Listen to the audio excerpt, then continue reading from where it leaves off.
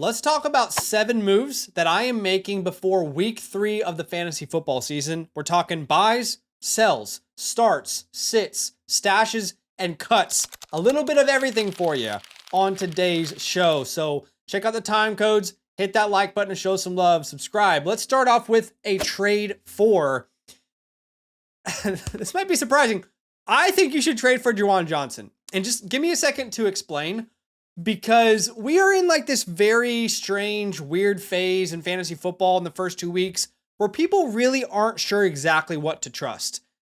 Specifically off of waiver wire pickups, right? Like nothing is really a trend just yet. It's only a couple weeks. People don't really trust the names that were picked up off the waiver wire the way they trust the guys that they drafted. Does that make sense? And Juwan has perpetually, his entire career, been a waiver wire pickup in fantasy that hasn't panned out. If you've played fantasy for more than a couple years, you just know that. But this year, in my opinion, is just completely different with Juwan Johnson. Through the first 2 weeks, only Tucker Kraft is averaging more points per game in fantasy football, 15.8 points per game for Juwan Johnson. Elite number for a waiver wire pickup tight end, right? 15 or more points per game in both of his games as well. It wasn't just one silly blow-up game. And here's where things really stand out for me for Juwan Johnson. Okay, so he has the highest utilization rate of any tight end in fantasy football this year. Of any tight end. Higher utilization rate than the McBrides, the Warrens, the Brock Bowers, the guys that you draft in the second and the third round. Okay, that might impress you. Let's throw out tight ends completely, okay? Juwan Johnson has a higher utilization rate as a receiver than Malik Neighbors, Jamar Chase, CeeDee Lamb, and Jackson Smith and Jigba. I want you guys to think about something for a second. Juwan Johnson was one of these converted wide receivers to tight ends. I don't know if you know that about him. That's part of his past. He was a little bit, like too big to really be a wide receiver, too small to be a traditional inline tight end, but he's always been a really good receiving threat. And now with Kellen Moore in town, Kellen Moore, which is not what we've seen from the Saints in the past, is more than happy to deploy one single tight end. We're talking about a tight end here in Juwan Johnson that's playing 95+% of the snaps, and the Saints are constantly down in games. Spencer Rattler loves his tight ends. I think this is the real deal. I'm making a call here after 2 weeks. Second trade for here is Brian Thomas. As a rookie, I want you guys to remember this. As a rookie, he averaged almost 17 PPR points per game. He was a top 12 fantasy wide receiver on a points per game basis. We're talking about a guy that averaged over 75 receiving yards per game, 2.5 yards per route run. Just elite numbers as a rookie. And it's not like in his first 2 games, he's not heavily involved in the game plan, because he is. In week 1, 7 targets in a game that they never need to throw the ball. In week number 2 versus Cincinnati, yes, a lot of action there, 12 targets. He has 9.5 targets per game. Totally understand where you're coming from if you're watching this and you're saying, well, he didn't play well versus Cincinnati. That's true. He 100% did not play up to his potential. But we have an entire year of evidence that he is going to play up to that potential. Does that make sense? So I don't want to overreact to Brian Thomas.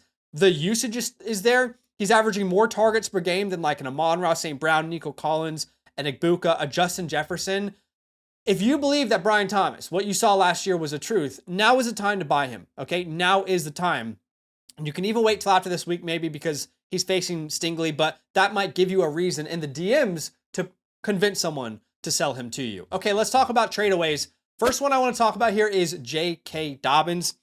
Inevitably, Dobbins' role, in my opinion, you could disagree, is going to get slimmer and slimmer. It's going to get more and more murky. His snap percentage already went down from weeks 1 to week 2, from 52 to 46%. The usage was still very high in week 2, just like week 1, but this is just something that we should expect after a team spent a second round pick on a running back, right? You're seeing this across the board in fantasy football. People are freaking out about the rookies, but that's because you draft them so high because of their potential upside and what they could do at the end of the year. But then you don't realize you got to wait for them to become those guys, right? And RJ Harvey is one of these names that people are probably sleeping on. I mean, even recently, Sean Payton in an interview a couple days ago said he's an important piece of what we're doing. Basically, like every sign is that they're going to continue to give Harvey more and more opportunities. And again, this is not abnormal for rookies to start slow. So RJ Harvey not getting over 50% of the snaps yet is not a surprise, because shout out to Ryan Heath for this information. Through 2 weeks as a rookie, Bucky Irving averaged under 6 points per game. Rashee Rice had 16 total routes run. Jahmyr Gibbs, 37% snap share. Devon Achane played 5 snaps. Breece Hall played 36% of the snaps. Najee averaged 3 yards per carry. Jefferson had 6 targets in 2 weeks and played behind Olabisi Johnson. Nick Chubb had 5 rushing attempts. Christian McCaffrey had 2.7 yards per carry.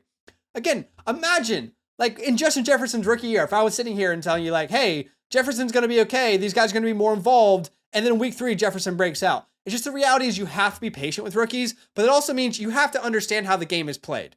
And typically these veterans, Dobbins has been great, by the way, but inevitably his role is going to shrink. So if there are plenty of running back needy teams out there, and if Dobbins is your RB4 and you hit on him late, you should use him to upgrade your roster.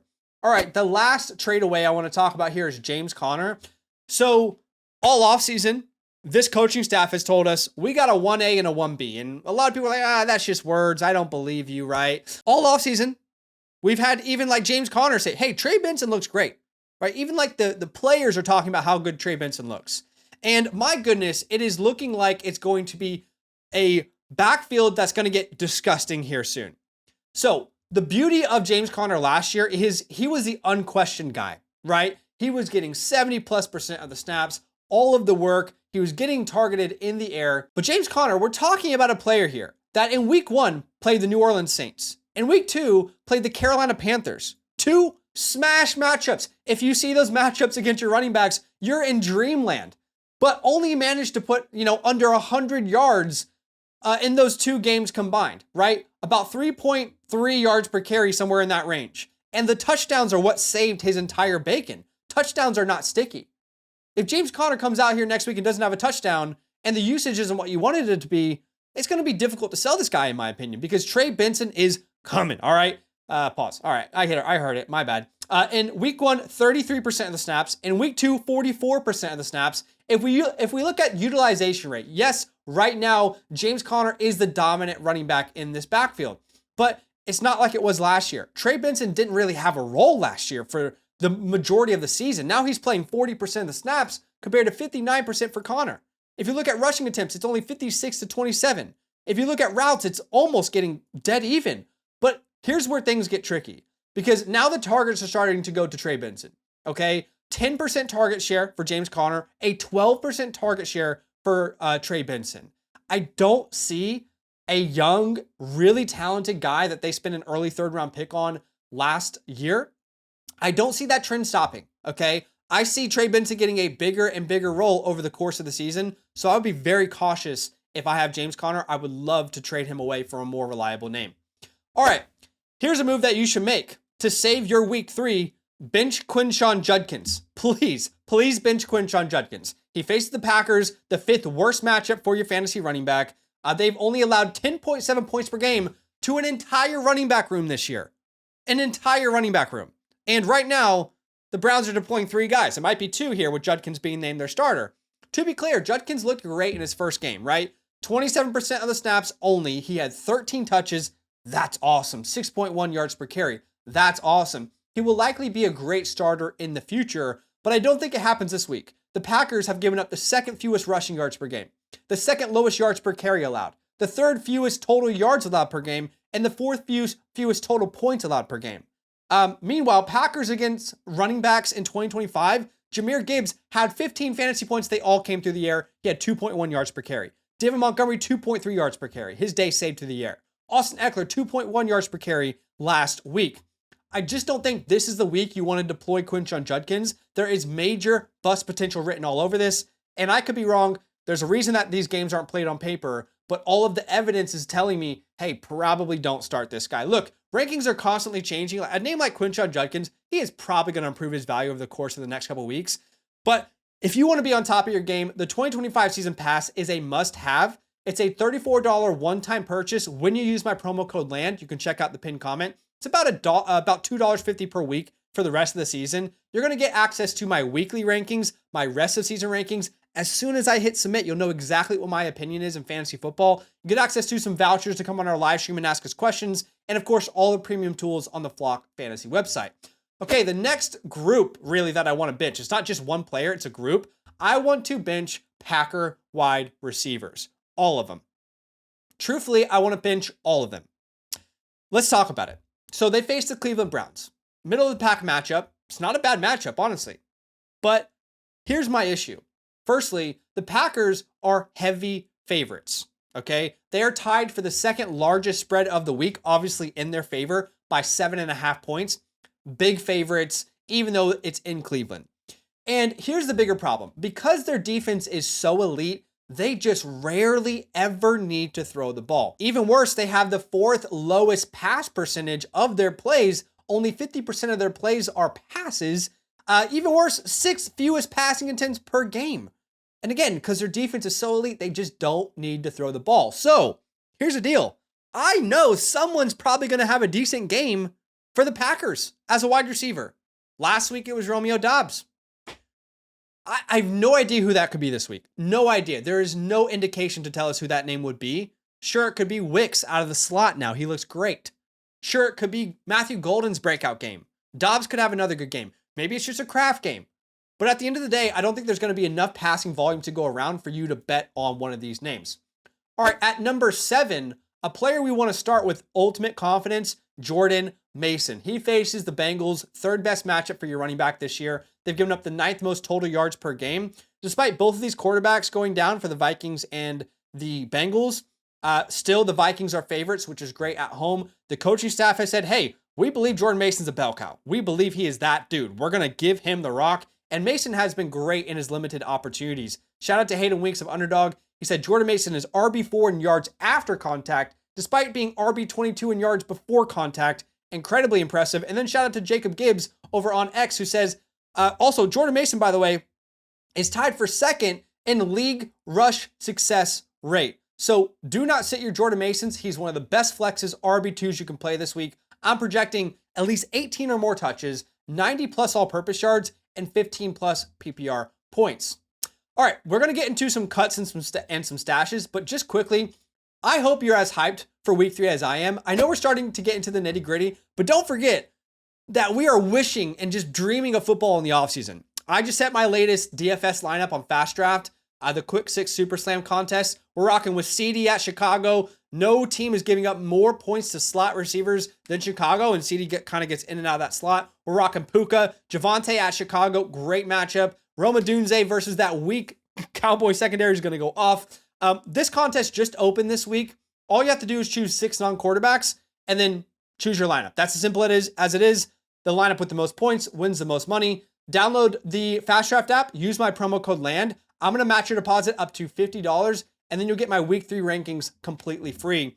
All right, here are the players that I personally believe you can go ahead and cut and free your mind. All right, go look at the waiver wire, free your mind. You can cut these guys. If it's a mistake, come back and yell at me, but go pick up a different name. Let them go if they're on your bench. Joe Burrow.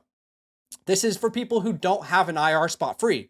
So even if you have an IR spot, but it's filled by somebody else, if you don't have an IR spot, do not let Joe Burrow be someone that's sitting on your bench, okay? It's just not worth it. He's probably not going to come back this year. Braylon Allen. Here's the deal. Braylon Allen's snaps went down from 31 to 19%. They're only going to really involve him in games where they're up. How many games do you project the Jets being up in this year? Not many, in my opinion. And even if Breece Hall goes down, Isaiah Davis will have a role. Tank Bigsby, here's the deal. You want to stash high upside handcuffs when you know they're clearly the next guy. I don't think that is Tank Bigsby. I think if Saquon Barkley went down, we would also see Will Shipley. So I think that's a wasted roster spot. Ollie Gordon, just not involved whatsoever. Last week, Devon Achane had his highest snap percentage of his career. Demario Douglas, his role is continually shrinking. All right. In week 1, he had -2 yards. He got into the end zone. Then in week 2, as Diggs' role is growing, he only plays 25% of the snaps. I just don't think this is a guy that has any upside whatsoever. Adam Thielen. It's okay to move on from Adam Thielen because guess what? Jordan Addison is coming back after this week. You have Carson Wentz. It's a little bit of a shit show there anyway. What is the true upside of a Thielen? Like maybe a Hail Mary play? I don't think it's worth it. Marvin Mims.